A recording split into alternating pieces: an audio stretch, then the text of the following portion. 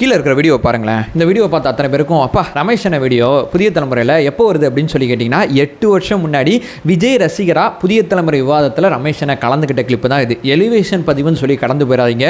இதுக்குள்ளே 2 மிக முக்கியமான அரசியல் இருக்குது. ஒன்று பார்த்தீங்கன்னா நம்ம தலைவரோட சிந்தனை, 2வது பார்த்தீங்கன்னா ரமேஷனோட உழைப்பு. தலைவரோட சிந்தனை என்ன தெரியுமா? உழைச்சவங்களுக்கெல்லாம் நான் பதவி கொடுத்துருக்கேன் அப்படின்னு சொன்னார் பார்த்தீங்களா. விஜய் ரசிகரா விவாதத்தில் பங்கேற்ற ரமேஷ் அண்ணன் இன்னைக்கு தாவேக்காவோட செய்தி தொடர்பாளராக அதே விவாதத்தில் அதே நபர்களை எதிர்த்து இன்னைக்கு அரசியல் பேசிட்டு இருக்கார் அப்படிங்கிறத நான் பதிவு செய்கிறேன். உழைச்சவங்களுக்கு பதவி கரெக்டாகுதா? 2வது மிக முக்கியமான விஷயம், ரசிகர் டு தொண்டர் அப்படிங்கிற டிரான்ஸ்ஃபர்மேஷன் தாவேக்கால நடந்துகிட்டு இருக்குன்னு சொல்கிறேன் பார்த்தீங்களா.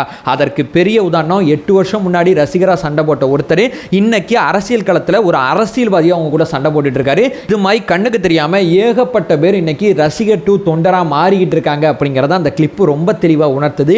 8 வருஷம் முன்னாடி நடந்தது இன்னைக்கு நடந்ததையும் சேர்த்து பாருங்க. என் தலைவனோட சிந்தனை உங்களுக்கு நல்லா தெரியும். ரமேஷ் அண்ணாவோட உழைப்புக்கு என்னுடைய வாழ்த்துக்கள்.